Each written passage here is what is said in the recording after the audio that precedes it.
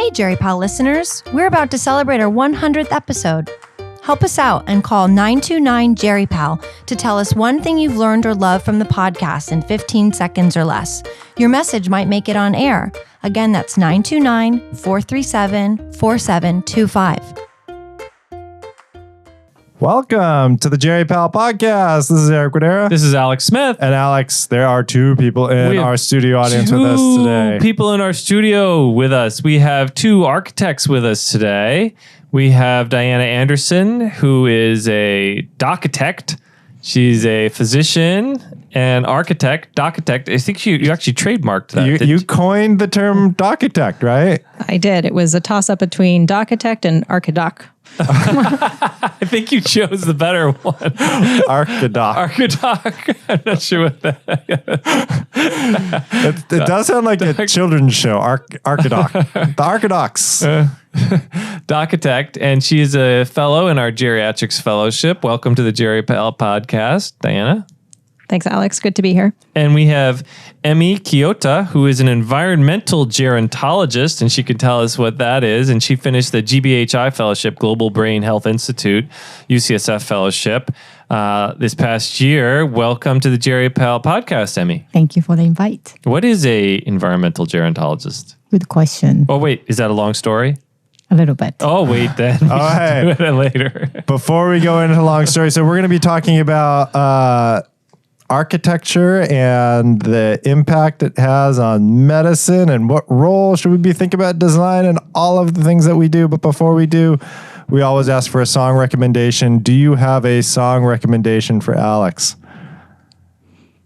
We do. There's actually surprisingly quite a few songs that talk about architecture and engineering. We picked one by Simon and Garfunkel that talks a little bit about Frank Lloyd Wright, who is a very famous architect. Mm-hmm. Yeah, it has a nice building where both me and Alex live in Marin, the Marin Civic Center. Mm-hmm. Frank Lloyd Wright building. Yeah. Frank Lloyd Wright sprinkled throughout.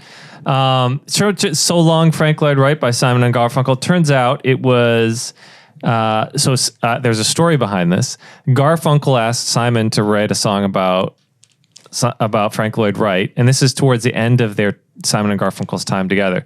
Paul Simon didn't actually know Frank Lloyd Wright, so he wrote this song, and you'll hear it's like, your song is gone too soon. I barely got to know the tune. Frank Lloyd Wright died at age 89, I believe. So he had a long time to live. Was he still alive when the song was actually... Simon Garfunkel later said that he actually wrote it about Garfunkel and their impending breakup. So it's like when he says "So long, Frank Lloyd Wright," he's thinking "So long, Garfunkel. I barely got to know you. I loved harmonizing with you. I barely got to know the tune. So long, bye." Yeah. Let's hear a little bit of it. All right.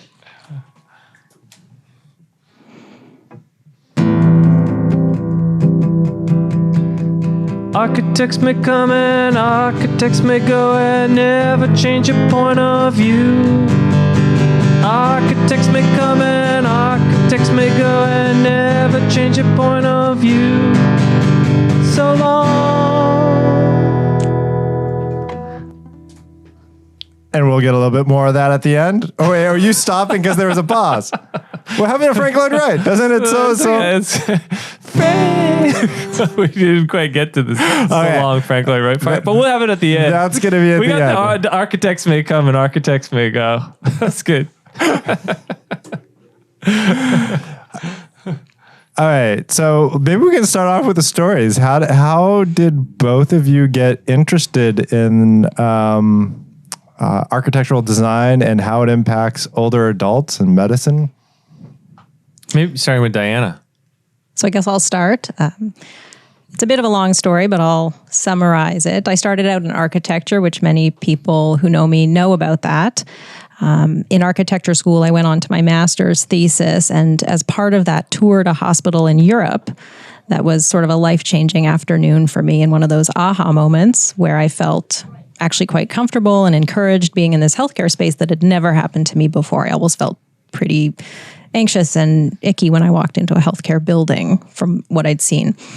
This was the Tuberculosis Sanatorium by the famous architect Alvar Aalto in Finland, and it completely changed my career. I went back to Canada and said, I want to design a hospital that has some of those healing elements that the architect thought so carefully about. What were some of those healing elements?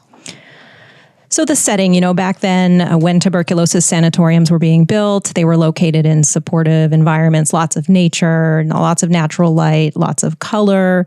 The architect even designed all of the furniture thinking about the patients and their symptoms, chairs that had the exact angle of reclining so people with lung problems could breathe better, sinks that would separate hand washing from sputum production, just thinking about infection control. I mean, he even raised the furniture off the floor in the patient room so you could easily clean the floor. Walls were painted bright yellow, lots of terraces for what they called the cure time in the afternoon to have fresh air, and people did very well. That sounds wonderful. So you came back, this was before you became a physician. That's right. So I began a 2-year process in designing a hospital for Mcgill up in Canada, where I'm from, thinking about all those elements. And as part of that, I toured lots of hospitals, lots of nursing homes, lots of ICUs, and started to think, wow, I think I want to be on the side with the patients and really caring for people. It's something I had thought about. So I went on to medical school. And I have to say that during all my rounds as a medical student, all I did on rounds was look up at the ceiling and down at the floor and count the tiles and figure out the square footage and think, what can we do in this room differently? So I could never quite get out of one and into the other. I always sort of had two hats on at the same time. Yeah. Spoken like a true Dochitect. That's right. And Emmy, how about you? What's your story? I was born and raised in Japan. You can tell by my last name. I was working in the government sector. And at that time, I visited my grandmother in a nursing home. And I was quite shocked by that environment and the care that she was receiving. No one remembered her name, but everybody knew her room number and her medical diagnosis, but no one cared to pay attention to what she wanted to do. So she had very difficult time, actually, at the end of her life. And when I was visiting, I realized I was young and naive at that time, thinking I'm going to have to do something. So I quit my job next day, knowing nothing, but thinking I want to study about improving environment for the people. And then I look around a graduate school, and I was in Japan at that time. I was 27. I was too old to be a graduate student in the Japanese context 20 years ago. So I applied for university in the United States, and I studied gerontology and architecture here. That's how I ended up. So gerontology and architecture combined at the same time. Yes. Yeah. Interesting. Makes sense, doesn't it? Yeah. So let's get into it about what is it about? Does architecture matter? Let's talk about one of the most common spaces that we think of, the hospital setting. Can you help us understand how architecture might matter for older adults who are in the hospital? So maybe I'll take this one. So, I think maybe we're biased, but I think architecture matters a great deal and has a huge capacity to impact our behavior as human beings, specifically impact our health and health outcomes. Some of the listeners might be familiar with the term evidence-based design, which is relatively new and based after evidence-based medicine, whereby architects today who design healthcare facilities actually look at the research and say, are we doing things with good reason? And are they impacting outcomes? But hospitals are places where the staff is working very, very hard and is exposed to very difficult situations on a daily basis. Patients are obviously sick and feeling unwell and going through a lot of trauma in their own lives, and they have families who are also struggling. So the environment becomes a really important component of that type of care environment. And when I think about hospitals, I often don't think that they're the most patient-centered. We talk a lot about patient-centered medicine, but I don't think hospitals are very well designed for patients. Did you get that sense too? I feel I always think about how to define user when we think about user-centered design. I think we have done quite a good job for clean and efficient environment for staff members, maximizing staff members, sort of manpower. But we haven't really done much about users as patients when we designed well, and just try to reach the sense of comfort and sense of privacy and all the other, all the things that kind of improve a quality of life on the top of quality of care. And when we think of, so maybe it'll help our listeners if we paint a picture of one type of, let's say, should we say emergency department or ICU, and then what the possibilities are. Like think of like what's the worst case from an design standpoint, and what outcomes might be we be worried about, and what's the best case. So maybe I can comment on the intensive care unit because it's an area I've focused on for quite a few years. I sit on the ICU design committee at the Society for Critical Care Medicine, where we think a lot about this. And we actually wrote some design guidelines that were published a few years ago, thinking about how does the environment impact patient outcomes and staff care delivery. ICUs are difficult environments. They're sort of understimulating and overstimulating at the exact same time. And as many of you who are listening know, delirium is a huge problem that we're noticing takes place quite frequently in intensive care units. And there is some research and suggestion out there, which I fully support, that the environment plays a role in that. Can you say more about, I get the overstimulating because I go in the ICU, I'm like I feel like I'm in an amusement park, You got like loud things blaring, you got people rushing around, the doors are all open, there are like, machines everywhere. Beeping and buzzing. Yes. I get the overstimulated. What's the understimulated? I also remember as a resident, I remember going to sleep, my room was right next to the ICU. And I would wake up and then I would go home and I would still hear the beeping and buzzing of all the machines as I'm sitting in my quiet room. That's not deliriumogenic at all. What? So we actually had, when I was a resident, a room that people would call the Delirium Room. And this is interesting because we talked a little bit about patient-centered care, but I think it's important to listen to the staff as well.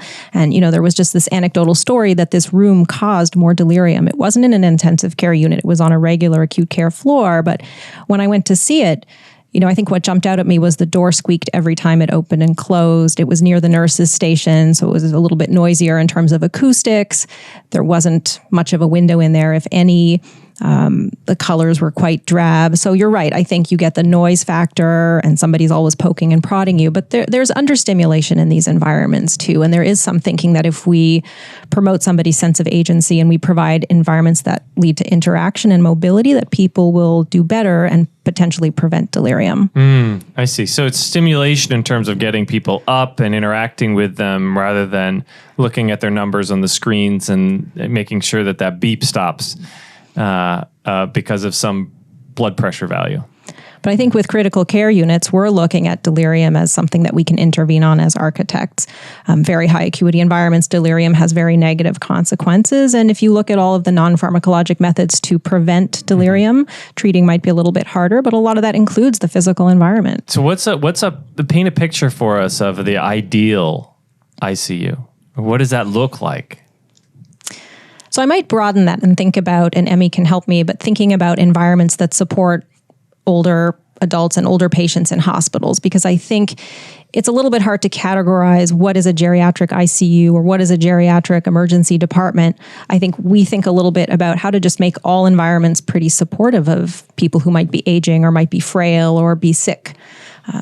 Overseas in Ireland, they talk a lot about something called universal design, which I actually support quite a bit. It's sort of the thinking that an environment should support and be all-inclusive no matter who's using it. So the hospital lobby or the patient room should support anyone no matter what their age or ability or disability, let's say. So if you're 2 years old and learning how to walk, the environment should support that. If you're 92 and extremely frail and have a walker or a cane, that same environment should be flexible enough to support that scenario. And even if you're 32 and sprained your ankle, so you're on crutches for a few weeks, you should also be able to use that environment. Interesting. And this is in contrast to the geriatric ICU, geriatric emergency department, the hyper-specialization of spaces. Is that right?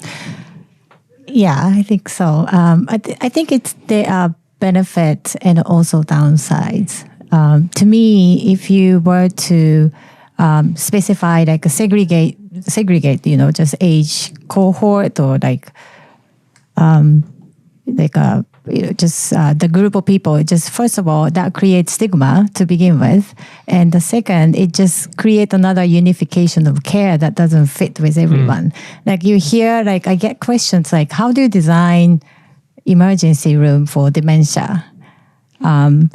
I said, do you really want to, design only for dementia, or is that going to be the space that's conducive to dementia, but also to other people? I think we really have to think about, what kind of functionality we want to support. Like emergency room for dementia, I went to few, and I'm not a doctor, so I'm looking at environment from user's point of view.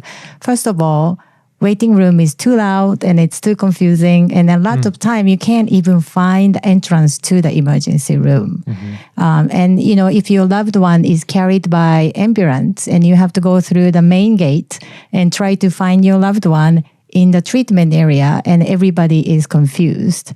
Yet we are not really paying attention to designing like better orientation for family members and the people with dementia, how to find space, knowing that they have cognition problem. But I think a lot of design principles at this moment based on mobility issues, but we don't really have clear understanding about how to sort of accommodate like a hearing loss. It could be, visual impairment is a little bit better developed. But when we think about cognitions, how to figure out about the signage and how to figure out about orientation, it is something we really have to think about it. But at the same time, if we design perfectly conducive environment for dementia residents and elders, that works for everyone at the end. Diana, didn't you say there's an ICU with that where each room has a giant glass door and a porch? So people can go outside or something like that? I think the porch model has been used in some nursing home contexts. We tend to not use it in such an acute care environment. But, I like the idea a lot. And when I lecture on this topic, I always talk about the idea of getting people up and out of bed from the hospital, whether they're in the intensive care unit. I mean, as clinicians, we know somebody can be intubated, ventilated, and up and walking in the ICU. And where are they going to walk? Well, they're going to go into the corridor. So to me, as an architect designing these spaces, the corridor is a really underused or underdeveloped space in the hospital. I think we focus all of our resources and energy on the patient room. And of note, bed rest we know is quite bad for anyone, but especially someone who's older and has different physiology. But we design around that bed. It becomes our focal point for design. And we've been trying to come away from that as architects and say, how can we obviously maintain a bed for people to rest when they need, but get them up and out of bed through the design of the environment? And do we need an intermediate space? Patient rooms can be very isolating and understimulating for people. People want stimulation and to see other people walking by. So can we develop these porch-like units just outside the patient room, in between the room and the corridor? And that's been done at nursing homes, and it's often done in pediatric units, which works very well. And it sort of begs the question, in pediatrics, we use things like colors, textures. We even overstimulate with lighting and textures and different materials. And we tend to not do that in nursing homes. But I think everyone of any age would enjoy colors and whimsical themes of nature. It doesn't have to be sort of a pediatric theme, but it can still be quite enjoyable. So the porch idea is a good one and something I think about a lot.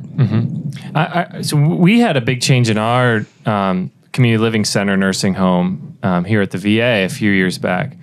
And I remember when I was here as a medical student, Eric probably remembers this, it was very, what is the right word? Industrial is not the right word. It was very institutionalized. It was the opposite of a home-like setting. And they, I think, had some grant funding. They put in hardwood floors instead of tile floors. They opened up the nursing area. So instead of being like this sort of walled off enclosure, it was a space where there was good flow in and out of it. And it was open so everybody could see what everybody else is doing. Yeah. It wasn't this like siloed off, walled off area that nobody can look into. Right. And I think talking about that, you're touching on some evidence-based design points where we actually do have some research to show that those types of environments have better outcomes. So we do a lot of single patient rooms now because we know that they prevent falls, have better infection rates, family gets more involved. So we have some data. It's not the best and hasn't necessarily been reproduced a lot, but it's there, mostly anecdotal. But I think, we have a long way to go with respect to the research, but social isolation is a problem. And I think health architects are trying to tackle that. So your example of the nursing home, opening it up, visibility is very important. I think, and Emmy can comment, but in design, it's challenging, right? I think I encounter a lot of clinicians who say, well,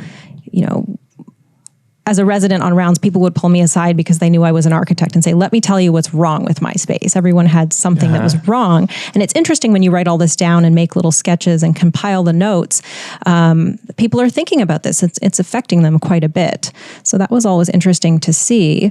But I think the research side has a long way to go with respect to design. And that's something that we try to push for. And I think integrating clinicians into that is really important going forward, because they're the ones using the space and everyone out there has something to say about their space, their clinic, their office, and how it's working for them. So it's really interesting. I was just listening to one of my favorite podcasts. It's called 99% Invisible, 99PI. And one of their earlier episodes included a design episode on hospitals. And they had somebody from VCU, Virginia Commonwealth University, and they had they brought in somebody from Japan on the kind of the Toyota method, and they actually had somebody follow, like, where do patients in clinic go, and the fact that hospitals are filled with waiting rooms was insane to the Japanese sensei from this Toyota method. But the other thing that they did is they moved all of the physicians and healthcare offices to the inside and all the patient rooms to the outside with the windows and helping with bright light, and really prioritizing patient-centered care. But that came at the cost of now the healthcare staff are in these cubicles, windowless cubicles in the middle. Is that the right kind of priority when we're thinking about design? I think those dichotomy is not right. I think we should be able to accommodate, different needs and different user groups, rather than just like taking one side to extreme. Actually, I feel like when I was involved in one of the emergency room waiting room renovation when I was in Singapore, we had that idea. And but we didn't. That idea meaning just like just giving like perfectly person-centered, patient-centered. So doctors and nurses are going to just give up on their nice places. Hang out in a basement room, a windowless basement room. You get one stapler. They had to walk more than before, although they were already walking a lot. So, but we didn't do that at the end because we were afraid that changing environment is the easiest part of transformation of the hospital. If people don't follow the ideas about what we wanted to do, which is to really push the person-centered and patient-centered, environment itself cannot change anything. It's just like I always have to tell people that, environment is like a glove, organization is like a hand. So you can actually design a beautiful glove, but if you don't know how these hands gonna move, it's never fit. So you have to be able to understand the capacity of, the organization, also the desire of how much staff members wants to change. And then we have to design around it. So we cannot really, parachute ourselves in and just say, oh, we're going to save the patients and you're going to just go back to the back room. And it's just not going to work. Can you give us some more examples of spaces you've seen, designs that are geriatric friendly, if not like specifically designed for older adults? I mean, maybe this is a good time, Alex, to touch on the idea of the Dementia Village that has come under some popular press questioning just in terms of the ethics around, building a village that still has some illusion. It's still essentially a lockdown environment, even though it's not a room with a bed with a door, but it's a village that's sort of gated. That model was developed in Europe, and we've talked about it a lot as architects and looked for data and evidence. We have some anecdotal stories to say that this works. The idea of purposeful movement and permissive wandering is something that works in design for patients. Can we talk a little bit more about what it means? Like, what is a dementia village? Our listeners may not know. Yeah, I think the one that I've been to, it's in Netherlands. So they have series of like small houses where people with dementia live, and they have town center, they have shopping center, they have cafe. So it's like a small village, but it is a larger institution because there is a wall and there is entrance. But it is residents are able to move around and walk around in a large, area that is designed specifically for the dementia. Mm-hmm. And contrast that to an standard U.S. nursing home where you have a long corridor, patients sort of warehoused in their rooms throughout, and maybe some unattractive common space that is rarely used. Yeah, and also that in the U.S. we have a small house, sort of it's called greenhouse movement. That is like a small household, but you can't get out freely to outside and roam around it. So this Dementia Village create this home-like small setting, and they are able to have a feeling of being able to get out from their house and walk around. That's the whole purpose. And, maintaining your activities of daily living and just what you enjoy. So in the Dementia Village, if you want to go and buy some groceries, you can do that. If you want to go to the pub and have a beer at 5 o'clock, you can do that. You can take a walk. It's gated in a larger sense, but contrast that to here. You've got your own room, perhaps. Maybe it has an alarm so you can't leave the door. And if you try to leave the unit, we often paint doorways to conceal them so patients with dementia or cognitive impairment don't realize it's even an exit door. So the building is acting as a restraint in a way. So we actually, one of our very first episodes, I think it was number 5, was when is it okay to lie to patients? Mm-hmm. And when you think of dementia villages, these are facades. It's a facade that it's a house, right? It's a facade that it's they're often like one building that looks like multiple different houses, right?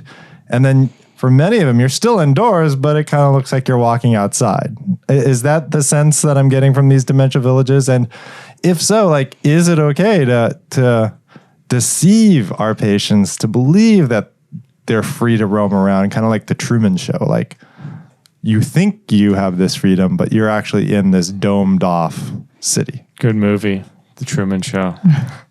I feel like we have to really challenge the way of our thinking because, a lot of times we create sort of deception, thinking that they would know or it's good enough, thinking they won't know. But, we're just not treating them with a dignity. I feel like if it was me, I would not like to be living in that kind of place. But we do that to people who has dementia or who are older. Just that by itself needs to be challenged, I think. And again, it just, my problem is so to the doctors, we have a group of doctors here. So they have dementia, for example. So what's worst things happen if they get out from their house?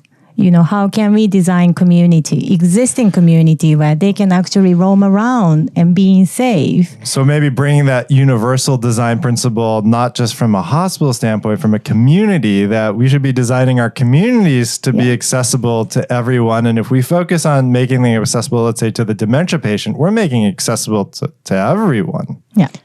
And then I think, if you think about architecture, Emmy, and I can probably think of some examples where we do use these, I'll call them therapeutic illusions perhaps, but architecture is full of them. We have these trompe-l'oeils, facades that are painted to seem one way, but really it's a flat wall underneath. We all sort of exist in these boxes of buildings, offices, and homes.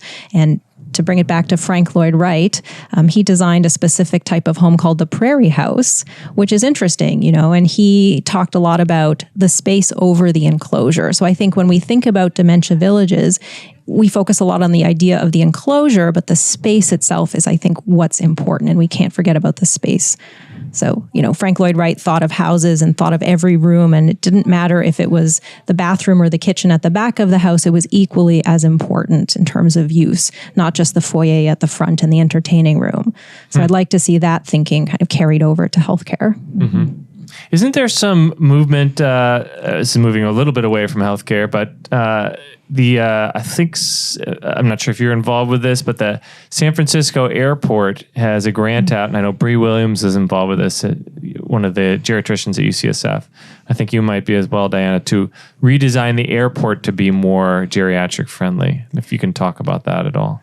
Yeah, I mean, thinking about the airports, which are, massive buildings with challenging distances and wayfinding, so that's underway. But thinking about even prison design and people who might be aging in prisons and just anywhere in society, I think, where we're at, Emmy's right. We really have to extend this to urban design and urban planning and away from just pure architecture and the built environment. Mm-hmm. So I think it's a great way to go. I think, do we develop design guidelines to follow? Can we prototype this, or is it really individual to each type of building and setting is a big question that, we're trying to tackle as designers and architects right now. Mm-hmm. So the Dementia Village seems like a revolutionary idea, right? That's really pushing on the boundaries. It's much more than, a skylight or an artificial skylight or, more windows. It's like completely rethinking from the ground up, how to care for older adults in spaces and communities in which they would want to reside, even with living with dementia. Are there other examples of sort of revolutionary thinking in the way we design our spaces? Well, I think there's a move in some countries, specifically in Europe, to think about aging in place and aging in the home and developing homes early on so that you could age and potentially go through cognitive decline in your own home. I don't know if it's revolutionary, but sort of simple in theory. It's harder to actually implement. But to me, that's something that other countries are thinking about quite a lot. Some people say, I have a geriatrician colleague friend who says, in 20 years, we won't have hospitals anymore. And maybe we'll have critical care, freestanding facilities, but we won't have hospitals as we know them. And if that's the case, I think as architects and designers and clinicians, we have to put our heads together and figure out how that would work. I think that so far, the options that we have for elder care, to me, it's relatively limited. You go hospital, you go to nursing home, maybe you go to adult day center, you go to senior center. I feel like the services and options for the healthy, educated, older people might be limited. I feel like we just need to push a little bit more options for two reasons. Why? Because that's what people want. I think older people want to be useful to others, regardless of their health and cognitions, but they don't have a chance to be able to do something because the older care system is designed toward we'll look after you. You are the receiver's end. So that is one thing that we have to change, I think. And the second, because I grew up in Japan and my whole family is in Japan, we don't really have enough resources to make current institutional care better because we have a limited budget in 5-10 years. Yet we are still using same mindset to care for older people means that we don't have economic strength to be able to support more older people with lower tax income. So, how to change the way that solve social isolations by giving people to have meaningful relationship, staying at home, being involved in the social sort of space, and also to be able to just stay at home so that we the government doesn't have to really spend that much institutional care that no one wants to live in at the end. I learned a new word today from you. You have a book, and the word is, I'm going to totally mess up this word, ibasho? Ibasho? The first one is right, ibasho. I did like 6 of them. Ibasho. What is ibasho? So this ibasho, it came out from my volunteer work when I was in the PhD school, actually. So I was helping for Sri Lanka, Africa, Bhutan, for the retired monks and retired Catholic priests and retired teachers to have the housing because those 3 countries don't have nursing home and institutional care. And they were very clear to say, I don't want a nursing home. We don't want a nursing home. We want a meaningful relationship and purposeful life when we get older. What can you do? Can you please help me?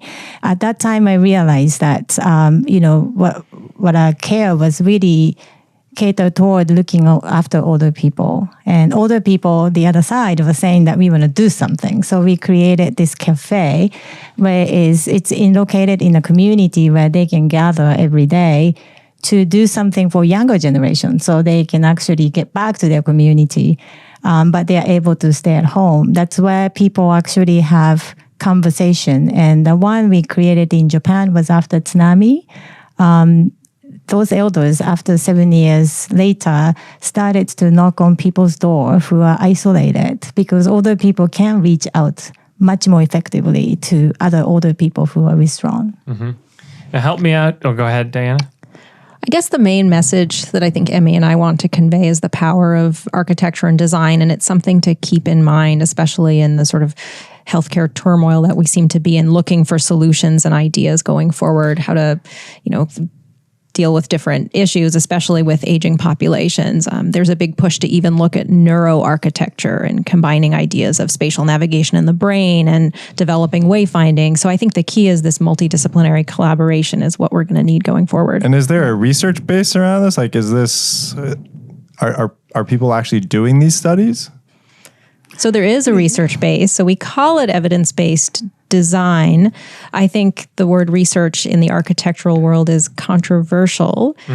Architects are not necessarily trained in research methodology or to review the research the way clinicians might be, but they're eager to get involved. I think having the tools to do so, going into a building after it's built and saying, how does this work for you? Great, it's going well, is not necessarily something that we can then use and replicate. But there is a push to try to develop a more robust set of literature, because I think you can study the built environment. We had a landmark study in the early 1980s that was small but powerful and basically changed the way we know it in terms of healthcare architecture today. It was a simple cholecystectomy, get your gallbladder out and divide patients into two groups. One had a window that looked at a brick wall, the other looked at a nature park. And you can probably guess who did better, but the green views and the park views went home sooner, used less pain medication, everyone was happier. Oh, interesting. That reminds me of those monkey studies where you have this baby monkey. One is like a wire cage mom and the other one is like a fluffy mom. And the kid who got the wire cage mom was did not last very long. It's the same thing with humans. You show them a picture, your window is a brick wall versus your window is nature. I mean, it sounds simple and it sounds obvious. And some people say we don't even need evidence-based design because it's just good design, pure and simple. Everyone should have daylight. It's a human need. Why do we need to study this? But validity. Yeah. I think there's value to doing it, and we can find some shocking results. And it's an expensive design, though. Actually, right? Sometimes the stuff that works is to have access, let's say, to an outdoor environment while you're in the hospital. Right. Windows, parks, these things are not cheap. And I feel like every time I see an outdoor environment in a hospital, it's always locked off because people are worried, somebody's going to do something out there. Are there examples of hospitals you've seen that get it and continue to get it and not just lock it all off? I think there are. I think there's what comes to mind are some pediatric hospitals that really incorporate gardens, and depending on the climate as well, I think becomes a challenge. And gardens for staff is also very important, because I'll make a plug that I've been thinking a lot about equitable design and making sure staff have good design, as Emmy was mentioning. But you might think it's a bigger cost up front, but there is data on that as well. There's actually a, hospital analysis that looked at spending more on evidence-based design features up front, and there was a return on investment, and it was quite shocking in terms of how much money you would save. It doesn't need to be expensive fountains and crazy artwork. You don't have to invest a lot, but good design principles actually save money, but more importantly, have better health outcomes for patients, and I think better care delivery from staff. As I've been combining this dual career, at the beginning it was the sanatorium that kind of triggered me to combine things. But along the way, many people talk to me on a weekly basis and reach out saying, I'm a surgeon and I think if my operating room was designed differently, I could operate better, faster, and more efficiently.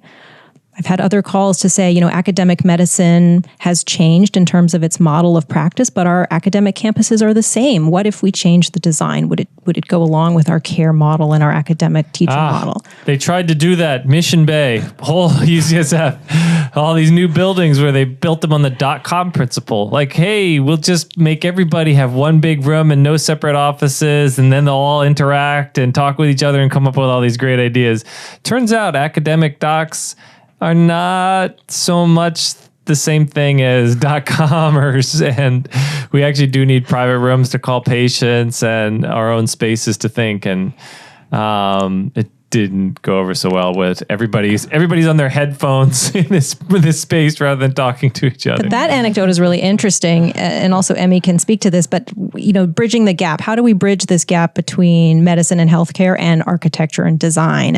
And we're at this place now. I mean, we have to marry the built environment with the operations and care models. And her example of the glove in the hand is exactly that. And how do we do that? And I think one of the ways is getting clinicians, everyone listening, aware of the physical environment, be aware of it. Most physicians will go through at least one renovation project or new construction project in their careers, so they'll have a say and they'll be able to attend meetings. We would encourage clinicians to advocate for designs that they would find helpful.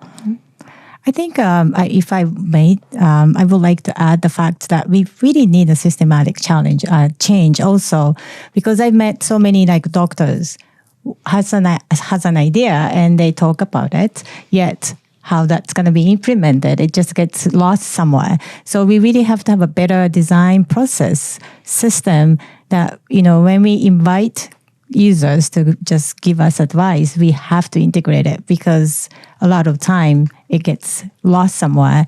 And also that, sometimes when you say user-centered design, who's going to be at the meeting? Hospital administrators. They're not even like doctors, and they're not even like nurses, but we're really designing for patients. But have I ever been to any of the meeting where patients sitting and just giving advice on it? So I think that's the kind of like a system we have to change, because each individual can do a lot, but they have a lot of limitation also. So if we were to be aware how the process of the design should change, then those has to just go both ways, just like individual change and also systematic change. And I guess it's hard because everything's a moving target. Like if we think about airports, like airport design changed dramatically after 9/11. Yeah. It's so much so if like you go to our international terminal at SFO, it's like pre 9/11 design, and you have this huge like area people can walk in, go to like get their tickets, but nobody's in there. It's like dead because everybody just rushes to the TSA line so they can get inside of like these secured terminals instead of waiting. And I can imagine the same thing in healthcare. Like what we design now may not be around in 10 years, or we may have different ideas of what it should look like. Like when you're thinking like 5 or 10 years down the line, do you have an idea of what we should be doing? So I think the challenge, Eric, is, I don't know, do you know how long it takes to actually design, implement, and build one of these big healthcare campuses or facilities? 1 month. Yes. I've been at my facility, and I think it gets designed, but it never gets built. So it's infinite loop. Yeah, never. So some of these big projects take a decade. I mean, it's a long process. And honestly, by the time the bricks and mortar get laid down, whatever was drawn on paper is now obsolete with technology and the way care practice has changed. So that's a big challenge for architects. I think one of the ways we're trying to deal with that is use virtual reality and technology to maybe pre-experience the space and try to see, can we study the space before we build it? But right now, we're not building hospitals to last 100 years. We're spending 10 years to build them and maybe make them last 50 if we're lucky. And I think another thing to keep in mind for the listeners is everybody sort of assumes once you cut the ribbon and open the space that it's perfect and will never need any adjustment. And that's just simply not the case. And I think the onus is on the administration and the staff to continuously check in and say, what things can we do? There's an example of a critical care unit in New York City. They opened and patients started saying, there's no hook in the room. I can't hook anything. So we had the hooks. These are important post-occupancy evaluation type elements that are just spaces are going to need upgrading and changing, and that's okay. Yeah, I think one of the biggest upgrades, like in our hospice unit, we had chairs that you could hang on the walls. So now there were easily accessible chairs. And like Wouldn't it be nice if we had that in the hospital? Like availability of chairs to sit down to talk to your patients with, or even, God forbid, a family meeting room on every ward, like some place where you can sit down and actually chat with families instead of this small, like tiny room that you can't fit more than 3 people in. So that's such an important space. And, it's not even really mandatory in our minimum standard code documents. We are recommended to put in a space for family meetings. Often we just don't hire real estate as patient rooms that make more revenue. There's a critical care unit just outside of Boston where the physicians felt so strongly that this would change how families took bad news and potentially impact them for the rest of their life when they remembered that moment, that they actually donated their own money and built 2 Breaking Bad newsrooms with windows and comfortable seating. And it's made a huge difference to their practice. That's great. That's a good story. Well, I want to thank both of you for coming on today. Learned a ton about evidence-based design, kind of where we should go for the future. If there's like one practical thing that like our listeners can do around this, like what should they do? So I think being aware, we're not expecting everyone out there to become architects tomorrow after listening to this podcast. A lot of physicians seem to want to these days, which is a long road. It sounds fun. I think being aware of issues in the environment and advocating for that and talking to administrators and thinking about getting involved in these building guidelines. We try to get clinicians involved and say, what works. If you're looking at a geriatric outpatient clinic, what are the things you're thinking about? Because clinicians will know what they need. And if it's as simple as a hook on the door with a foldable chair, that's pretty feasible to change. So I think becoming aware, advocating, and trying to create change. I think the onus is on us using the space to think about that. I will go with a little bit more specific. If I could ask physicians and nurses and clinical staff members, I would like all of you to think about, what makes it better for the patient, with your input. A lot of time people ask you, what kind of space do you need? Do you need a space for office? Do you need a computer and stuff? But, maybe the designers forget to ask you about what makes patient life better, or what makes it easy for you to have a better relationship in your exam room. But if you could advocate that for the patient's experience, to have a better comfortable experience there, that to me it's very important, because no one is advocating at this moment. Well, I want to thank you both for coming on our podcast today. Maybe this time we can hear a little bit more of Frank Lloyd Wright. A little bit more. Actually, so long, Frank Lloyd Wright.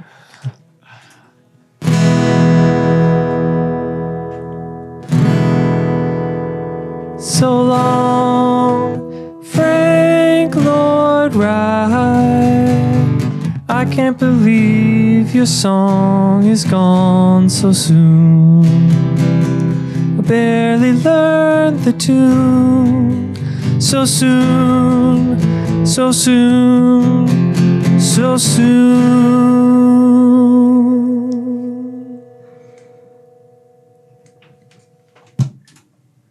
Nice. Thank you, Frank Lloyd Wright. Thank you for our Marin Civic Center. And thank you to both Diana and Emmy for coming on our podcast today, and all the listeners for joining us. We are going to make one final plea that if we're having our 100th episode soon, so if you can take a moment, call 929 GeriPal and leave a message about one thing that you enjoyed about our GeriPal podcast. Or didn't enjoy. Or did it. Yeah, we love those too. We actually do. What can we do better? So, and leave a message. We always love listener mail. Thank you, everyone. Thanks. Bye.